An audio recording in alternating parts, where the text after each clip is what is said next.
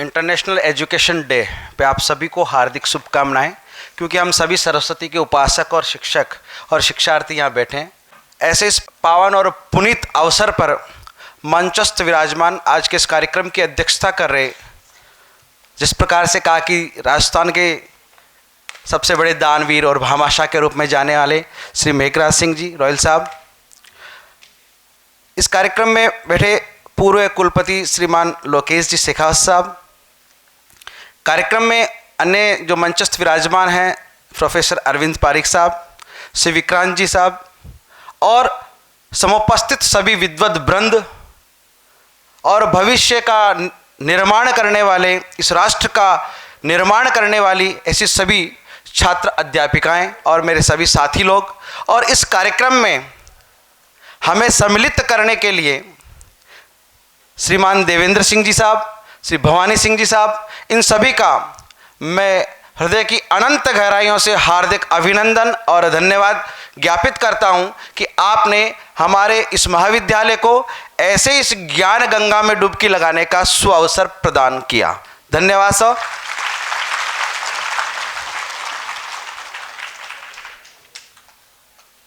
जैसा कि मुझे कहा गया था कि आपको द्वितीय सत्र में क्वालिटी एजुकेशन पे बोलना है। कार्यक्रम का जो मूल उद्देश्य है, इस शिक्षा के दिवस पर, अंतर्राष्ट्रीय शिक्षा दिवस पे, शिक्षा और अवेयरनेस, यानी एजुकेशन एंड अवेयरनेस, शिक्षा और जागरूकता का जो विषय है, उसी पे हम बात करेंगे क्वालिटी एजुकेशन की। काम करो ऐसा कि पहचान बन जाए, हर कदम ऐसा चलो कि निशान बन जाए, या जिंदगी तो हर कोई काट लेता है, जिंदगी जियो इस कदर की मिसाल बन जाए। जी हाँ, मिसाल बनने का सबसे बड़ा समाज को सकारात्मक विचार प्रदान करने का और सकारात्मक विचारों का एकमात्र स्रोत है शिक्षा।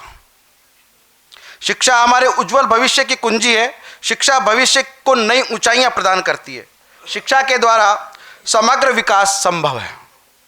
शिक्षा की देरी छूने पर ही आकांक्षाओं का मैल खड़ा किया जा सकता है। शिक्षा ही हमें जीवन के प्रति सकारात्मक दृष्टिकोण प्रदान करती है, और वह सकारात्मक दृष्टिकोण समाज की उन्नति एवं प्रगति में सहायक होता है। अतः आज के युग की अगर सबसे बड़ी आवश्यकता है तो वह है गुणवत्तापूर्ण शिक्षा, और शिक्षित समाज का निर्माण करना यह तभी संभव है जब हम शैक्षिक जागरूकता को प्रोत्साहित करने वाले ऐसे विशेष कार्यक्रमों का आयोजन करें जिससे जन जन की सहभागिता संभव हो। शैक्षिक जागरूकता को प्रोत्साहित करने हेतु हमें हर वर्ग का सहयोग अपेक्षित है। सर्व शिक्षा अभियान इसी तरह का एक प्रोत्साहित करने वाला कार्यक्रम जो हमारी सरकार के द्वारा चलाया जाता है। इसके अलावा सरकार के द्वारा शिक्षा आपके द्वार इस प्रकार के कार्यक्रम भी आयोजित होते रहते हैं, जिनसे जो छात्र अपने जीविकोपार्जन में लगे रहते हैं, विद्यालय से दूरी पे रहते हैं और किसी कारणवश ऐसे वंचित और दुर्लभ वर्ग के जो बच्चे हैं वो शिक्षा तक अपनी पहुंच नहीं बना पाते हैं, उनको जोड़ने का कार्यक्रम शिक्षा के आपके द्वार चलाया जाता। उसी प्रकार का एक कार्यक्रम आज यूनाइटेड ग्लोबल पीस फाउंडेशन के द्वारा जो हमें यहाँ देखने को मिला है कि किस प्रकार से ज़रूरतमंद और आवश्यकतावान जो बच्चे हैं, जो अपनी योग्यता और क्षमताओं के कारण आगे बढ़ना तो चाहते हैं किंतु अर्थ के अभाव में वो आगे नहीं बढ़ पाते हैं, और तब यूनाइटेड पीस ग्लोबल फाउंडेशन जैसी संस्थाओं का उद्गम होता है और वो उनका सहयोग करती है और उनके भविष्य के निर्माण में अपना संपूर्ण सर्वस्व दान कर देती है। मैं आप सभी का ध्यान हमारे एक ऐतिहासिक पटल की ओर ले जाना चाहता हूँ। जितनी भी विश्व में क्रांतियाँ हुई हैं, चाहे सामाजिक, राजनीतिक, आर्थिक व्यवस्थाओं में परिवर्तन हुए हैं, वो उनके पीछे सबसे बड़ा हाथ उस समय के बुद्धिजीवियों का रहा है। तो यह मानना, यह सुनिश्चित है कि जब कभी भी राष्ट्र निर्माण की बात आती है, जब कभी परिवर्तन की बात आती है, तो उसके पीछे उन नीतियों को बनाने में, उस नीतियों को सफल करने में अगर किसी का हाथ होता है तो वो इस शिक्षक समाज का होता है, बुद्धिजीवियों का होता है। यदि समाज शिक्षित है तो वो उन नीतियों को, उस देश को, परिवर्तन को, नवनिर्माण को करने में सहायक सिद्ध होता है। क्योंकि गुणवत्तापूर्ण शिक्षा, हम बात करते हैं गुणवत्तापूर्ण शिक्षा की, और आज के इस विश्व में, आधुनिक युग में, यदि हम ये बात करें कि क्या सभी विश्व की शिक्षाएं, सभी देशों में, विश्व में सभी देशों में क्या शिक्षा गुणवत्तापूर्ण है, तो ये कहना अतिशयोक्ति नहीं होगी कि नहीं, वो अपने उस गुणवत्तापूर्ण पैमाने पे खरी नहीं उतरती है। तो क्यों? इसीलिए आज भारत जैसे विकसित देश में गुणवत्तापूर्ण शिक्षा की आवश्यकता है। युग की मांग के अनुसार नवाचारों का प्रयोग करते हुए शिक्षा के नए आयाम और उनको ऊंचाइयां प्रदान करना ही हमारा प्रमुख कर्तव्य होना चाहिए। डिजिटल शिक्षा के माध्यम से शिक्षा में तकनीक का प्रयोग करते हुए और शैक्षिक जागरूकता को भी बढ़ावा दिया जा सकता है। आज शैक्षिक प्रक्रियाएं व्यक्ति और समाज की जरूरतों को सामान्य रूप से पूरा करती हो तो उस केवल शिक्षा को हम गुणवत्तापूर्ण शिक्षा कह सकते हैं। अर्थात वह शिक्षा जिससे वो छात्र, वह समाज, जो उसकी आवश्यकताएं हैं उनकी अगर पूर्ति हो रही है तो वह शिक्षा गुणवत्तापूर्ण शिक्षा है। शिक्षा को समाज की नींव माना जाता है। यह न केवल व्यक्तिगत विकास के लिए आवश्यक है बल्कि एक राष्ट्र की समृद्धि और प्रगति के लिए भी महत्वपूर्ण है। शिक्षा किसी समाज को सभ्य बनाती है, इसी से ही विश्व का कल्याण होता है। और हमारा सनातन धर्म यही कहता है, हमारी परंपराएं यही कहती है, वसुधैव कुटुंबकम, सर्वे भवन्तु सुखिनः, सर्वे सन्तु निरामया। ये इस तरह के जो विचार, इस तरह की जो सोच जो विश्व को हम दे रहे हैं, वो कहाँ से आई? हमारी शिक्षा के कारण से आई। क्योंकि शिक्षा हमारे विचारों में खुलापन लाती है, वो सकारात्मक विचारों को हमारे में देती है, तो ये शिक्षा ही है। यह कहना अनुचित न होगा कि आधुनिकता की इस अंधी दौड़ में गुणवत्तापूर्ण यानी क्वालिटी एजुकेशन की आवश्यकता और इसका महत्व भी बढ़ गया है। भारत जैसे विकासशील देशों का स्तर सुधारने और गुणवत्तापूर्ण शिक्षा उपलब्ध करने के लिए कई प्रयास किए भी जा रहे हैं।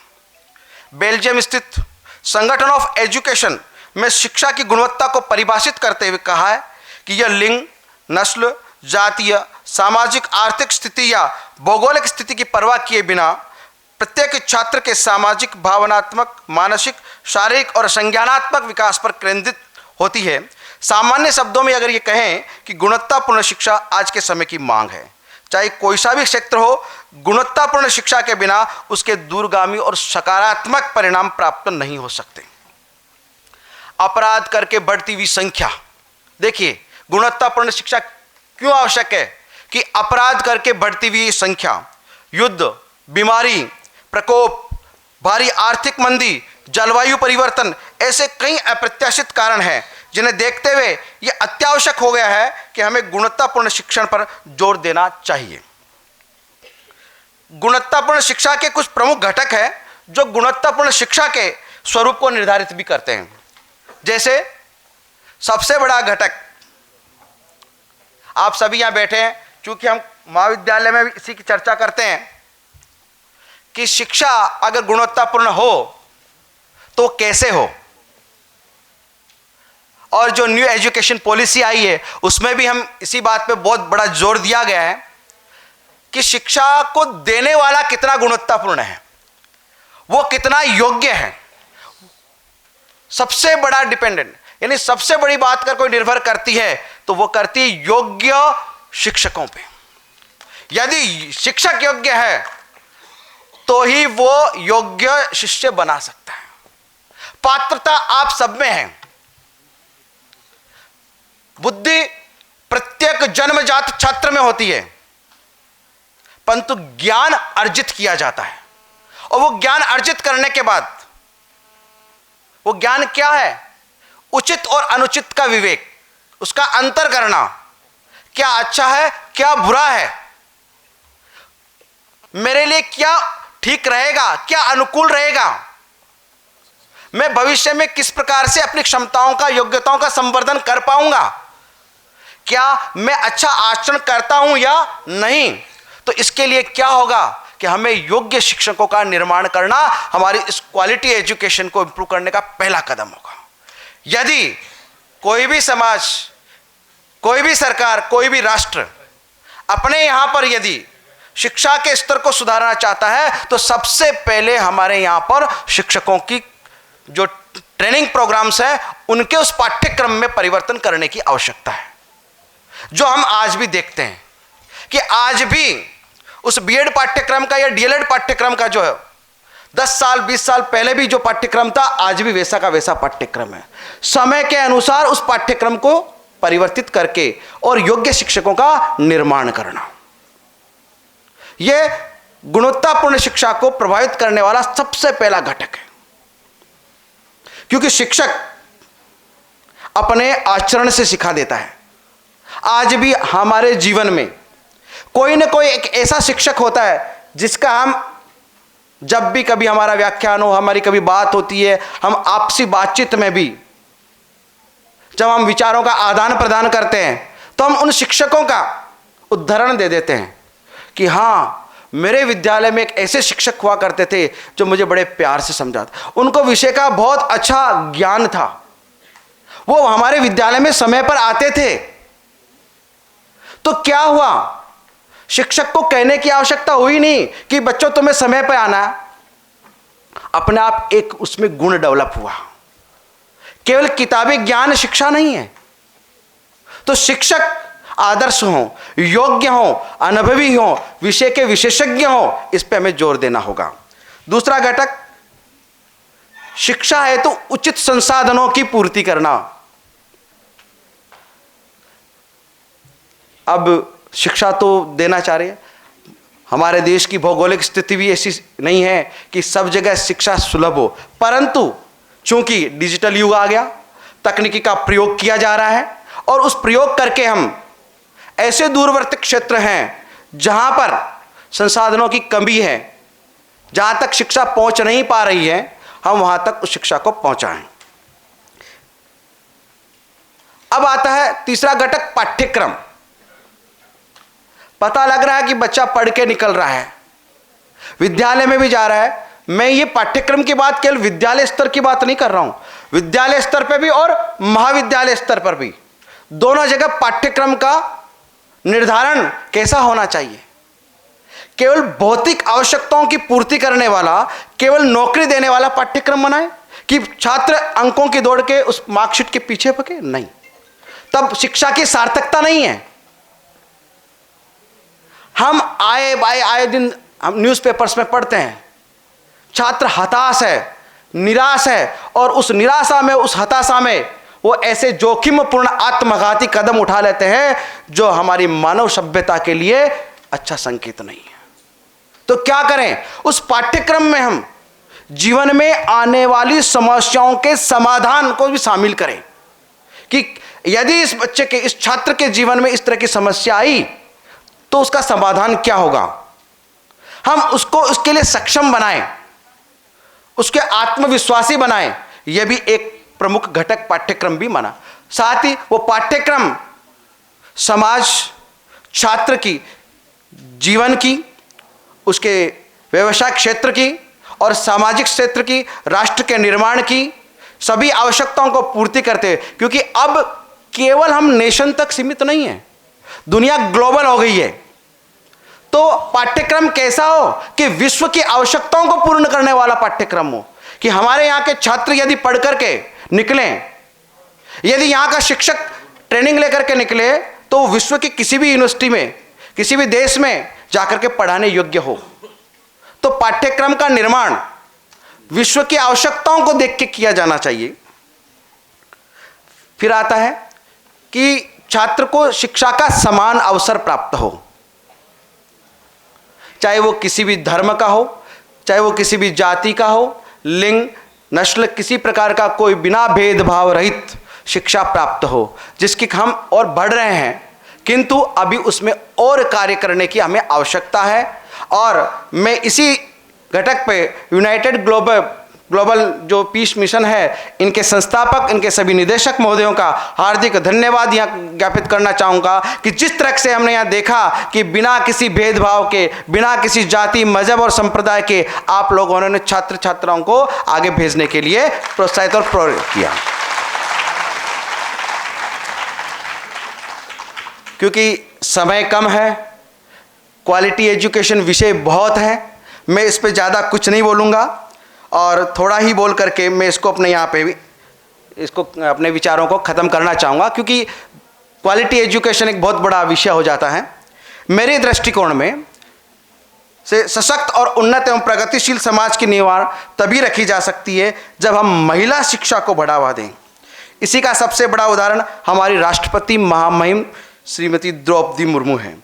इतना ही नहीं, विकास के प्रत्येक क्षेत्र में कदम से कदम कर बढ़ाकर चलने में महिलाओं की भूमिका महत्वपूर्ण है। इनके लिए कुछ पंक्तियां याद भी आती हैं। बेटियों के हाथों की सुंदरता बढ़ाने के लिए चूड़ी नहीं बल्कि कलम दे, ताकि वे अपना हाथ नहीं अपना भविष्य संवार सकें।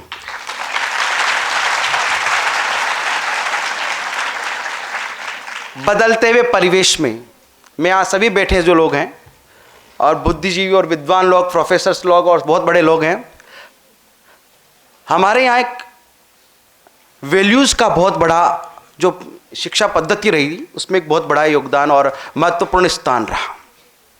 हमारे यहाँ कहते हैं कि शिक्षा, आपने देखा होगा कि नालंदा और तक्षशिला जैसे विश्वविद्यालय जब छात्र वहाँ पढ़ने जाते थे, वो गुरुकुल हुआ करते थे।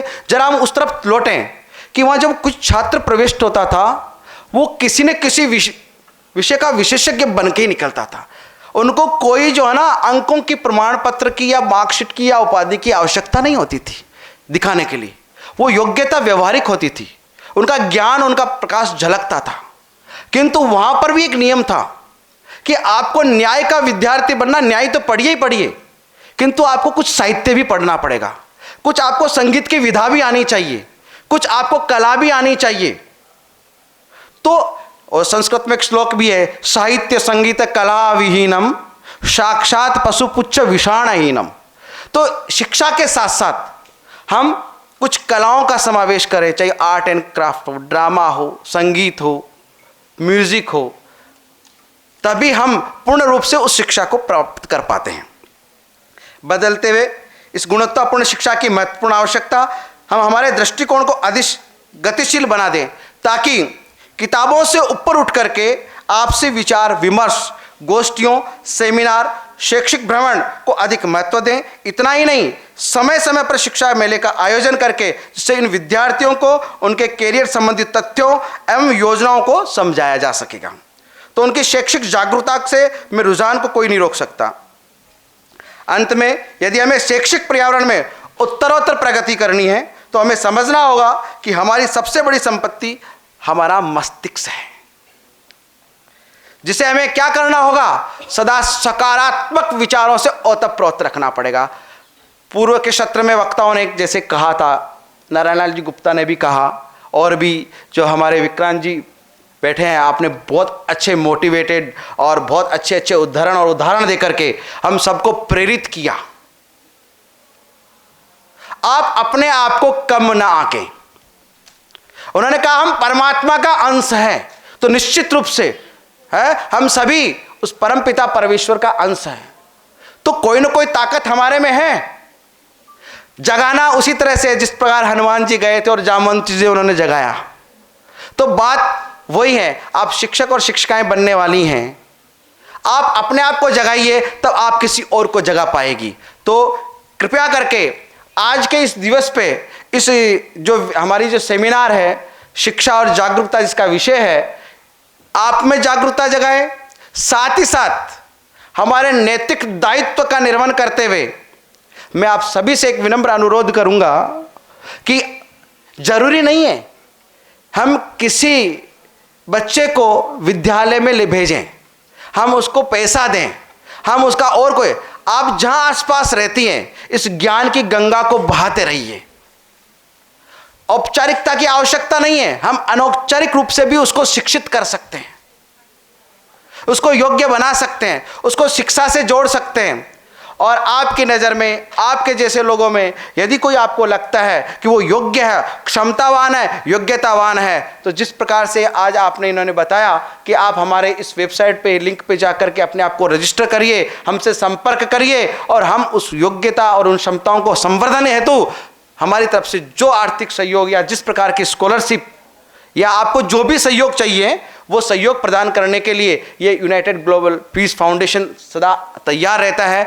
मैं एक बार पुनः आप इनके संस्थापक सभी सदस्यों का हार्दिक धन्यवाद देता हूं और आप सभी से कहता हूं कि ताली बजा करके आप सभी इनके एक बार धन्यवाद ज्ञापित करें कि आज आपने हमें ऐसा मौका दिया यहाँ बैठ करके आप सबको सुनने का, इस कार्यक्रम में शामिल होने का।